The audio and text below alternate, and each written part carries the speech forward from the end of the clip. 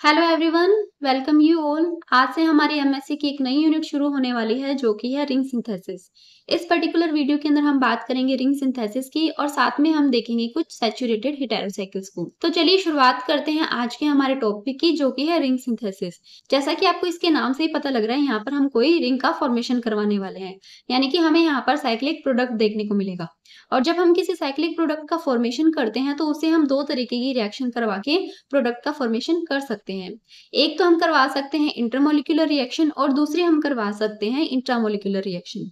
तो इन दोनों रिएक्शन के अंदर जनरली हम देखेंगे कि जो इंट्रामोलिक्यूलर रिएक्शन होती है वो ज्यादा फेवर्ड होती है साइक्लिक प्रोडक्ट का फॉर्मेशन करने के लिए। और इसके दो कारण होते हैं। पहला कारण ये होता है कि यहाँ पर हमें कोई भी बायोमोलिक्यूलर कोलिजन देखने को नहीं मिलता, यानी कि यहाँ पर किसी भी तरीके के बायोमोलिक्यूलर कोलिजन की जरूरत नहीं पड़ती है।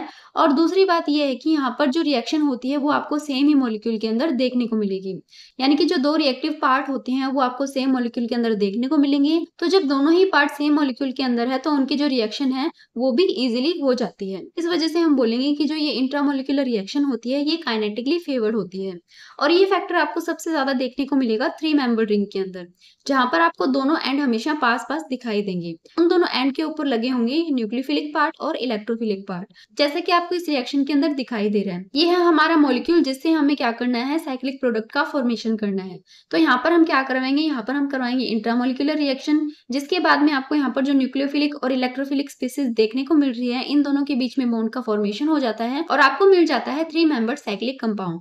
लेकिन वहीं अगर हम बात करें 4, 5 और 6 मेंबर रिंग के साइक्लाइजेशन की, तो वहां पर क्या होता है, जो इलेक्ट्रोफिलिक और न्यूक्लियोफिलिक सेंटर होते हैं उनको क्या करना पड़ता है, रोटेट करना पड़ता है, ताकि वो क्या कर सके, एक प्रॉपर ओरिएंटेशन के अंदर आ सके, जिसके बाद में जो रिएक्शन है वो इजिली हो जाए। तो इसे समझने के लिए आप ये वाला एग्जांपल देखिए जिसके अंदर हमने ये वाला कंपाउंड ले रखा है। इस कंपाउंड का हम रोटेशन करवाएंगे। रोटेशन करवाने के बाद में आपको इस तरीके का कंपाउंड देखने को मिलेगा, जिसके अंदर आपको देखने को मिलेगा कि जो न्यूक्लियोफिलिक एंड और इलेक्ट्रोफिलिक एंड है वो रोटेशन के बाद में एक प्रॉपर ओरिएंटेशन के अंदर आ जाते हैं, जिसके बाद में इनके अंदर रिएक्शन होना बहुत ही ईजी हो जाता है। तो अब जब इस कंपाउंड के अंदर आपको साइक्लाइजेशन देखने को मिलेगा तो आपको कुछ इस तरीके का प्रोडक्ट बनता हुआ दिखाई देगा, जो कि है एक 4 मेंबर रिंग। आप इन दोनों एग्जांपल से देख सकते हो कि जब हमने 3 मेंबर रिंग की बात की तो वहां पर हमें किसी भी तरीके का रोटेशन करवाने की जरूरत नहीं पड़ी, क्योंकि वहां पर ऑलरेडी क्या थे, जो न्यूक्लियोफिलिक और इलेक्ट्रोफिलिक एंड थे वो एक प्रॉपर ओरिएंटेशन के अंदर प्रेजेंट थे, जिस वजह से उनके अंदर क्या होता है, डायरेक्टली रिएक्शन हो जाती है और वो 3 मेंबर रिंग का फॉर्मेशन कर लेते हैं। वहीं हमने ये जो 4 मेंबर वाला कंपाउंड देखा था, इसके अंदर आपको पहले रोटेशन करवाना होता है ताकि जो न्यूक्लियोफिलिक और इलेक्ट्रोफिलिक एंड है वो एक प्रॉपर ओरिएंटेशन के अंदर आ सके और उनके बीच के अंदर रिएक्शन हो सके, जिसके बाद में वो हमें इस तरीके का 4 मेंबर साइक्लिक प्रोडक्ट का फॉर्मेशन करते हुए दिखाई देते हैं। तो ये था हमारा छोटा सा इंट्रोडक्शन रिंग सिंथेसिस को लेकर। अब आपको पता है हम रिंग सिंथेसिस का फॉर्मेशन कर सकते हैं 3, 4, 5 और 6 मेंबर रिंग के अंदर। हालांकि हायर मेंबर कंपाउंड होते हैं वो भी रिंग का फॉर्मेशन कर सकते हैं, लेकिन हमारे एमएससी सिलेबस के अकॉर्डिंग हमें देखना है 3, 4 और 5 और 6 मेंबर रिंग का सिंथेसिस। लेकिन आज की इस वीडियो के अंदर हम सिर्फ रिंग सिंथेसिस का इंट्रोडक्शन देखने वाले हैं, तो यहाँ पर हम शॉर्ट फॉर्म के अंदर डिस्कस कर लेंगे इन 3, 4, 5 और 6 मेंबर रिंग को। तो सबसे पहले हम बात करते हैं 6 मेंबर रिंग की। 6 मेंबर रिंग का जो सिंथेसिस होता है वो काइनेटिकली और थर्मोडायनेमिकली दोनों तरीके से फेवरेबल होता है। और ये जो 6 मेंबर रिंग होती है ये आपको चेयर फॉर्म के अंदर देखने को मिलेगी, जो कि मोस्ट स्टेबल फॉर्म होती है। और अगर इस 6 मेंबर रिंग के साथ में कोई भी ग्रुप अटैच है तो वो क्या होंगे, वो आपको इक्वेटोरियल पोजीशन पर देखने को मिलेंगे। इक्वेटोरियल पोजीशन पर होने की वजह से क्या होता है, इनके अंदर मिनिमम 1,3 डाइएक्सियल इंटरेक्शन देखने को मिलता है। फिर हम बात करते हैं 5 और 6 मेंबर रिंग की, तो दोनों ही जो रिंग होती है वो स्टेबल होती है।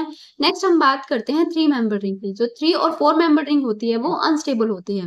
3 मेंबर रिंग के अनस्टेबल होने का कारण है कि ये क्या होती है, हाईली स्ट्रेन होती है। इस वजह से क्या करती है, ये इजिली ब्रेक हो जाती है और इजिली ब्रेक होने की वजह से क्या होती है, ये हाईली रिएक्टिव बन जाती है रिंग ओपनिंग रिएक्शन की तरफ। यानी कि यहाँ पर क्या होगा, आपको रिंग ओपनिंग रिएक्शन जल्दी देखने को मिलेगी 3 मेंबर रिंग के अंदर। इसके बाद में हमारी जो 4 मेंबर रिंग है वो भी आपको अनस्टेबल देखने को मिलती है। एक तो ये कारण है कि ये एक हाईली स्ट्रेन रिंग होती है, दूसरा ये होता है कि यहाँ पर जो इसका सिंथेसिस होता है वो बहुत ही स्लो होता है, क्योंकि ये ना तो काइनेटिकली फेवर होती है और ना ही थर्मोडायनेमिकली फेवर होती है। तो यहाँ पर हमने एक बार छोटा सा ओवरव्यू ले लिया है 3, 4, 5 और 6 मेंबर रिंग का। नेक्स्ट हम बात करते हैं रिंग की स्टेबिलिटी की। जो रिंग की स्टेबिलिटी है उसे हम एक्सप्लेन कर सकते हैं बेयर स्ट्रेन थ्योरी से, और यहाँ पर जो रिंग का स्ट्रेन है उसे हम इस फॉर्मूला से कैलकुलेट कर सकते हैं, जो कि है ring strain is equal half 109 degree 28 minute minus actual bond angle of ring. तो इस फॉर्मूला से हम किसी भी रिंग का स्ट्रेन फाइंड कर सकते हैं। अब अगर मान लीजिए रिंग स्ट्रेन की वैल्यू आती है पॉजिटिव, तो उसका मतलब है कि वो जो रिंग होगी वो अनस्टेबल होगी। लेकिन अगर रिंग स्ट्रेन वैल्यू आती है नेगेटिव या फिर 0, तो इसका मतलब है वो जो रिंग होगी वो स्टेबल होगी। तो ये बात हुई हमारे रिंग स्ट्रेन फॉर्मूला की। अब हमारा जो अगला टॉपिक है वो है सैचुरेटेड हेटेरोसाइकिल्स। सैचुरेटेड हेटेरोसाइकिल्स का मतलब है आपको ऐसी रिंग देखने को मिलेगी जिसके अंदर हेटेरो एटम प्रेजेंट होगा। अब ये जो रिंग होगी इसके अंदर आपको किसी भी तरीके का डबल बॉन्ड देखने को नहीं मिलता है, इसी वजह से हम इसे बोलते हैं सैचुरेटेड हेटेरोसाइकिल्स। तो सैचुरेटेड हेटेरोसाइकिल्स के अंदर आपको यहाँ पर एग्जाम्पल देखने को मिल रहे हैं, जो कि है ऑक्सीरेन, और इस ऑक्सीरेन को हम इपोक्साइड भी बोलते हैं। फिर आता है ऑक्सीटेन, एजिडिन, थायरिन। इसके बाद में हम बात करते हैं थायटिन की, एजिटिन की, ऑक्सालेन और पायरोलिडिन। तो ये सभी क्या है, ये सभी भी सैचुरेटेड हेटेरोसाइकिल्स के एग्जांपल है। तो ये था आज का हमारा वीडियो, जहां पर हमने रिंग सिंथेसिस का इंट्रोडक्शन देखा और साथ में हमने 3, 4, 5 और 6 मेंबर रिंग का एक शॉर्ट ओवरव्यू भी लिया, और इसी के साथ में हमने रिंग स्ट्रेन के बारे में बात की और यहाँ पर कुछ सैचुरेटेड हेटेरोसाइकिल्स के एग्जांपल्स भी डिस्कस किए। तो ये था आज का हमारा वीडियो। इस वीडियो के लिए इतना ही। आई होप आपको वीडियो अच्छा लगा होगा। अगर वीडियो अच्छा लगा तो please like, share and subscribe कीजिए। Thank you.